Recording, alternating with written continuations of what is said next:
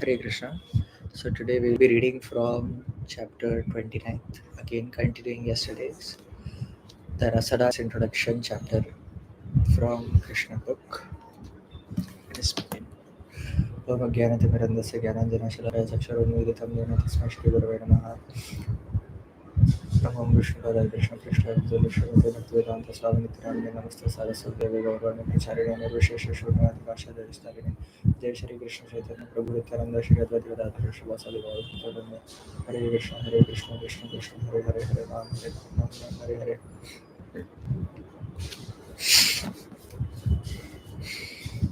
When all the gopis assembled as described before Krishna, he began to speak to them, welcoming them as well as discouraging them by word jugglery. Krishna is the supreme speaker. He is the speaker of the Bhagavad Gita. He can speak on the highest elevated subjects of philosophy, politics, economics, everything. And he also spoke before the gopis, who were so dear to him. He wanted to enchant them by word jugglery, and thus he began to speak as follows. O ladies of Vrindavan, Krishna said, you are very fortunate, and you are very dear to me. I am very much pleased that you have come here, and I hope everything is well in Vrindavan. Now, please order me. What can I do for you?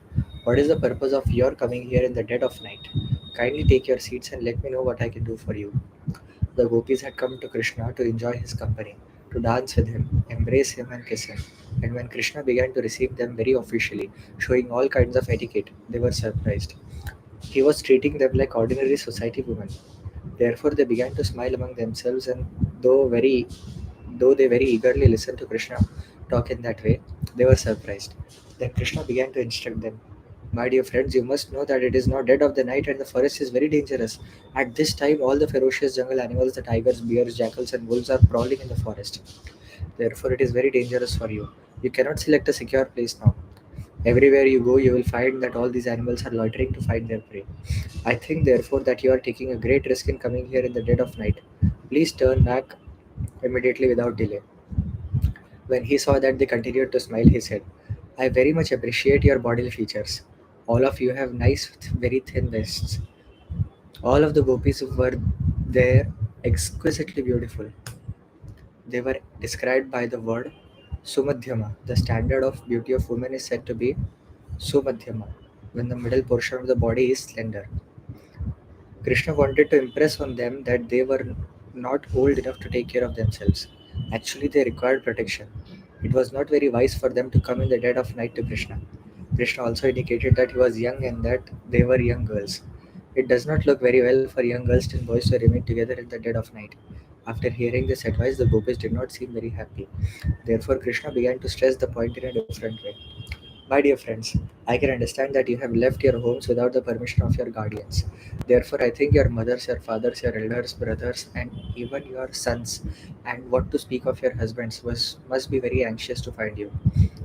As long as you are here, they must be searching in different places and their mind must be very agitated. So don't tarry. Please go back and make them peaceful. And the gopis appeared to be a little bit disturbed and angry from hearing the free advice of Krishna. They diverted their attention to looking at the beauty of the forest.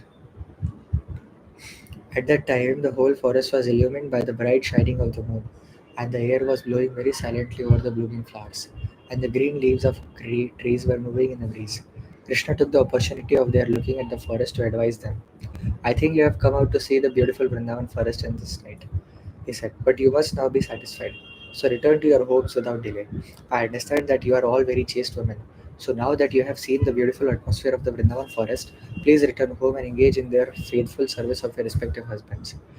Some of you must have babies by this time.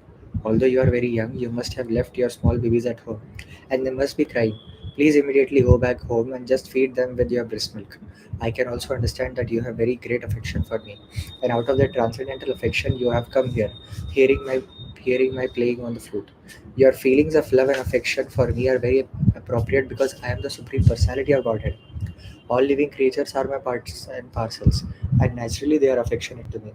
So this affection for me is very welcome, and I congratulate you for this. Now you can go back to your homes. Another thing I must explain to you is that for a chaste woman, service to the husband without duplicity is the best religious principle. Not only should a woman be faithful and chaste to her husband, but she should also be affectionate to the friends of her husband, obedient to the father and mother of her husband, affectionate to the young brothers of her husband, and most importantly, a woman must take care of her children. In this way, Krishna explained the duty of a woman. He also stressed the point of serving the husband, even if he is not of very good character, or even if he is not very rich or fortunate, or even if he is old or invalid on account of continued diseases. Whatever her husband's condition, a woman should not divorce her husband if she actually desires to be elevated to the higher planetary systems after leaving this body.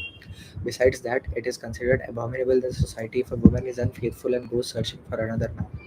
Such habits will deter a woman from being elevated to the heavenly planets, and the results of such habits are very degrading. A married woman should not search for a paramour, for this is not sanctioned by the Vedic principles of life.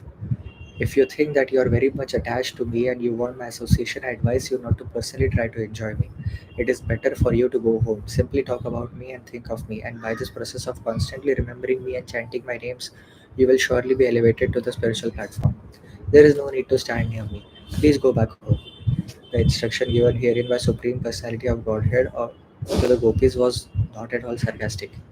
Such instructions should be taken very seriously by all honest women. The chastity of women is specifically stressed herein by the Supreme Personality of Godhead. Therefore, this principle should be followed by any serious woman who wants to be elevated to a higher status of life. Krishna is the center of all affection for all living creatures. When this affection is developed for Krishna, one surpasses and transcends all Vedic injunctions. This was possible for the gopis when they saw Krishna face to face. This is not possible for any woman in the conditioned state. Unfortunately, sometimes a rascal following the philosophy of monism or oneness very irresponsibly takes advantage of this Ras Leela to imitate the behavior of Krishna with the gopis, entice many innocent women and mislead them in the name of spiritual realization. As a warning, Lord Krishna is herein hinted that what was possible for the gopis is not possible for ordinary women. Although a woman can actually be elevated by Krishna consciousness, she should not be enticed by an impostor who says that he is Krishna. She should concentrate her devotional activities in chanting about Krishna and meditating upon him, as is advised herein. One should not follow the men called Sahajiyas, the so called devotees who take everything very lightly. When Krishna spoke in such a discouraging way to the gopis, they became very sad, for they thought that their desire to enjoy the Rasa dance with Krishna would be frustrated. Thus, they became full of anxiety. Out of great sadness, the gopis began to breathe very heavily. Instead of looking at Krishna face to face, they bowed their heads and looked at the ground. And they began to draw various types of curved lines on the ground with their toes. They were shedding heavy tears, and their cosmetics decorations were being washed from their face. The water from their eyes mixed with the kumkum on their breasts and fell to the ground. They could not say anything to Krishna but simply stood there silently. By their silence, they expressed that their hearts were grievously wounded. The gopis were not ordinary women. In essence, they were on an equal level with Krishna. They are his eternal associates. As it is confirmed in the Brahma Samhita, they are expansions of the pleasure potency of Krishna, and as his potency, they are not different from him. Although they were depressed by the words of Krishna, they did not like to use harsh words against him. Yet they wanted to rebuke Krishna for his unkind words, and therefore they began to speak in faltering voices. They did not like to use harsh words against Krishna because he was their dearmost, their heart and soul. The gopis had only Krishna within their hearts. They were completely surrendered and dedicated souls. Naturally, when they heard such unkind words, they tried to reply, but in the attempt torrents of tears fell from their eyes. Finally, they managed to speak. Krishna, they said, you are very cruel. You should not talk like that. We are full fledged, surrendered souls. Please accept us and don't talk in that cruel way. Of course, you are the Supreme Personality of Godhead and can do whatever you like, but it is not worthy of your position to treat us in such a cruel way. We have come to you, leaving everything behind, just to take shelter of your lotus feet. We know that you are completely independent and can do whatever you like, but we request you, don't reject us. We are your devotees. You should accept us as Lord Narayan accepts his devotees. There are many devotees of Lord Narayan who worship him for salvation, and he awards them salvation. Similarly, how can you reject us when we have no shelter other than your lotus feet? Oh dear Krishna, they continued. You are the supreme instructor. There is no doubt about it. Your instruction to women to be faithful to their husbands and merciful to their children, to take care of household affairs, and to be obedient to the elder members of the society are surely just according to the tenets of the Shastras. But we know that one may perfectly observe all these instructions of the Shastras by keeping oneself under the protection of your lotus feet. Our husbands, friends, family members, and children are all dear and pleasing to us only because of your presence. For you are the super soul of all living creatures. Without your presence, one is worthless. When you leave the body immediately dies. And according to the injunction of the Shastras, a dead body must immediately be thrown into a river of or burnt. Therefore, ultimately, you are the dearmost personality on this world. By placing our faith and love in your personality, we are assured of never be bereft of husband, friends, sons, or daughters. If a woman accepts you as the supreme husband, then she will never be bereft of her husband. As in the bodily concept of life, if we accept you as our ultimate husband, then there is no question of being separated, divorced, or widowed. You are the eternal husband, eternal son, eternal friend, and eternal master, and one who enters into a relationship with you is eternally happy. Since you are the teacher of all religious principles, your lotus feet have to be worshipped first. Accordingly, the Shastras state, Acharya Upasana. The worship of your lotus feet is the first principle. Besides that, as stated in the Bhagavad Gita, you are the only enjoyer, you are the only proprietor, and you are the only friend. As such, we have come to you, leaving aside all so called friends, society, and love, and now you have become our enjoyer. Let us be everlasting enjoyed by you. Be our proprietor, for that is your natural claim, and be our supreme friend, for you are naturally so. Let us thus embrace you as the supreme beloved. Then the gopis told lotus-eyed Krishna, please do not discourage our long cherished desires to have you as our husband. Any intelligent man who cares for his own self interest reposes all his loving spirit in you. Persons who are simply misled by the external energy, who want to be satisfied by false concepts, try to enjoy themselves apart from you. They, the so called husband, friend, son, daughter, father, mother are all simply sources of material misery. Nobody is made happy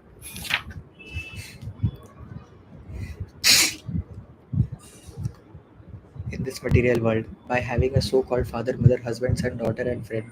Although the father and mother are expected to protect the children, there are many children who are suffering for want of food and shelter. There are many good physicians, but when a patient dies, no physician can revive him. There are many means of protection, but when one is doomed, none of the protective measures can help. And without your protection, the so-called sources of protection simply become sources of continued distress. We therefore appeal to you, dear Lord of all lords, please do not kill our long cherished desires to have your supreme husband. Dear Krishna, as women, we are certainly satisfied when our hearts are engaged in the activities of family affairs. But our hearts have already been stolen by you. We can no longer engage them in family affairs. Besides that, although you have repeatedly asked us to return home, and that is a very appropriate instruction, unfortunately, we have been stunned here. Our legs have no power to move a step up from your lotus feet. Therefore, if even at your request we return home, what shall we do there? We have lost all our ability to act without you. Instead of engaging our hearts in family affairs as women, we have now developed a different type of lust which is continually blazing in our heart. Now we request you, dear Krishna, to extinguish that fire with your beautiful smile and the transcendental vibration emanating from your lips. If you do not agree to do us this favor, we shall certainly be burnt in the fire of separation. In that condition, we shall simply think of you and your beautiful features and give up our bodies immediately. In that way, we think it will be possible for us to reside at your lotus feet in the next life. Dear Krishna, if you say that if we go home, our respective husbands will satisfy the lusty flame of our desire, we can only say that that is no longer possible. You have given us a chance to be enjoyed by you in the forest and have touched our breasts once in the past, which we accepted as a blessing, as do the goddess of fortune, who are enjoyed in the Vaikuntha Lokas by you. Since we have tasted this transcendental enjoyment, we are no longer interested in going to anyone but you for the satisfaction of our lust. Dear Krishna, the lotus feet of the goddess of fortune are always worshipped by the demigods. Although she is always resting on your chest in the Vaikuntha planets, she underwent great austerity and penance to have some shelter at your lotus feet, which are always covered by tulsi leaves. Your lotus feet are the proper shelter of your servitors, and the goddess of fortune, instead of abiding on your chest, comes down and worships your lotus feet. We have now placed ourselves under the dust of your feet. Please do not reject us, for we are fully surrendered souls. Dear Krishna, you are known as Hari. You destroy all the miseries of all living entities, specifically of those who have left their homes and family attachment and have completely taken to you. We have left our homes with the hope that we shall completely devote and dedicate our lives to your service. We are simply begging to be engaged as your servants. We do not wish to ask you to accept us as your wives. Simply accept us as your maid servants. Since you are the supreme personality of Godhead and like to enjoy the Parakiya Ras and are famous as a transcendental woman hunter, we have come to satisfy your transcendental desires. We are also after our own satisfaction, for simply by looking at your smiling face, we have become very lusty. We have come before you, decorated with all ornaments and dress, but until you embrace us, all our garments and beautiful features remain incomplete. You are the supreme person, and if you complete our desires, complete our dressing attempt as the Purush Bhushan or the male ornament, then all our desires and bodily decorations are complete. We have come before you, decorated with all ornaments and dress, but until you embrace us, all our garments and beautiful features remain incomplete. You are the supreme person, and if you complete our dressing attempt as the Purush Bhushan or the male ornament, then all our desires and bodily decorations are complete. Dear Krishna, we have simply been captivated by seeing you with tilak and with earrings, and by seeing your beautiful face covered with scattered hair and bearing your extraordinary smile. Not only that, but we are also attracted by your arms, which always gives assurance to the surrendered souls. And although we are also attracted by your chest, which is always embraced by the goddess of fortune, we do not wish to take her position. We shall simply be satisfied by being your maid servants. If you accuse us, however, of encouraging prostitution, then we can only ask, where is that woman within these three worlds who is not captivated by your beauty and the rhythmic songs vibrated by your transcendental flute? Within these three worlds, there is no distinction between men and women in relation to you, because both men and women belong to the marginal potency or prakriti. No one is actually the enjoyer, the male. Everyone is meant to be enjoyed by you. There is no woman within these worlds who cannot but deviate from her path of chastity once she is attracted to you. Because your beauty is so sublime that not only men and women, but also cows, birds, beasts, and even trees, fruits, and flowers, everyone and everything become enchanted. And what to speak of ourselves? It is, however, definitely decided that as Lord Vishnu is always protecting the demigods from the onslaught of demons, so you have also advented in Vrindavan just to give the despots protection from all kinds of distress. O dear friend of the distressed, kindly place your hand on our burning breasts as well as on our heads, because we have surrendered unto you as your eternal maidservants. If you think, however, that your lotus like palms might be burned to ashes if placed on our burning breasts, let us assure you that your palms will feel pleasure instead of pain, as the lotus flower, although very delicate and soft, enjoys the scorching heat of the sun.